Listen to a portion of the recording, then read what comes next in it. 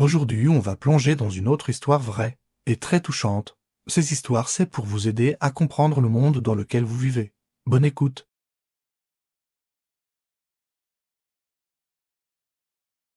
J'espère vraiment que beaucoup de personnes vont éveiller leur conscience et apprendre beaucoup de choses. Alors moi, j'ai deux histoires à raconter. Des histoires qui se sont produites au Gabon, des histoires réelles. Alors c'est l'histoire d'un couple, vraiment le genre de couple qui donnait envie de les ressembler. Parce qu'ils avaient une très belle vie, vraiment une très belle vie. Ils faisaient des voyages, ils avaient une très belle maison, ils avaient beaucoup d'acquisitions en immobilier.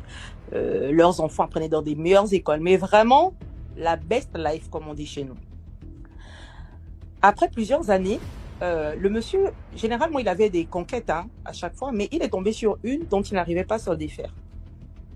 Au point où sa femme, bien sûr, elle était jalouse de la chisa de son mari.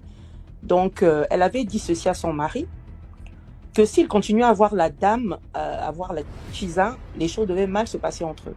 Et qu'il fallait donc absolument que cette fille vienne vivre également avec eux. Donc, il devait la prendre en seconde épouse. Donc, le monsieur était très embêté parce qu'apparemment, il aimait bien la fille et il savait qu'en l'épousant, la fille devait vivre la réalité de leur vie, de l'apparence que les gens voient souvent dehors. Alors, il épouse la fille. Elle vient s'installer chez eux dans vraiment une très grande maison. Donc, elle s'installe, elle a ses appartements, elle est très bien installée. Et un jour, la maîtresse de maison, donc la première femme, va voir la jeune fille.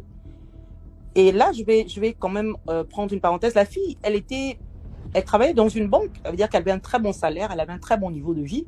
Mais les femmes aujourd'hui, avec l'argent, ne comprennent pas. Elle a voulu avoir plus parce qu'effectivement, le monsieur, vu que c'était un client à elle, lui donnait beaucoup d'argent.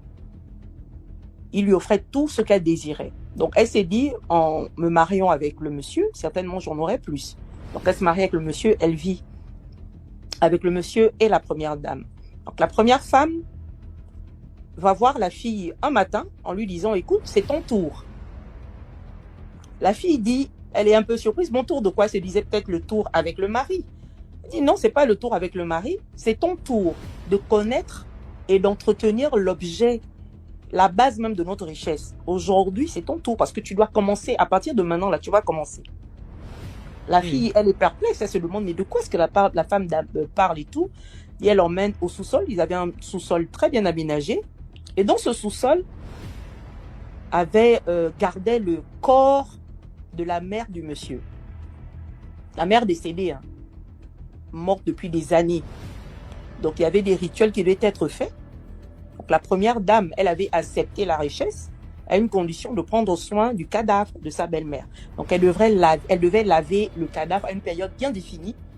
Et en le faisant, par la suite, il devait avoir de l'argent dans la pièce. Donc, c'est cet argent qu'ils prenaient pour faire leurs investissements, pour faire ce qu'ils avaient à faire.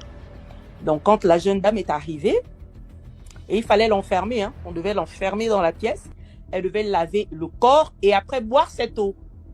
C'était ça la condition. Lui, elle devait laver le corps et puis après boire cette eau. Donc, la première femme l'a enfermée dans la pièce et dire que tant que tu ne l'aurais pas fait, tu ne sortiras pas d'ici parce que j'ai supporté ta présence dans la vie de mon mari et dans ma vie. Donc, maintenant que tu connais l'origine de la richesse de notre mari, tu dois faire pareil. Parce que moi, je l'ai fait pendant toutes ces années. Donc, je ne serai plus là à subir toute seule. Aujourd'hui, tu vas le faire en montant, en descendant. Donc, elle a lavé le cadavre Elle n'avait pas le choix. C'était soit ça, soit elle ne sortait jamais de la pièce. Donc, elle a lavé le cadavre de la belle-mère. Elle a lavé. Et elle a bu cette eau.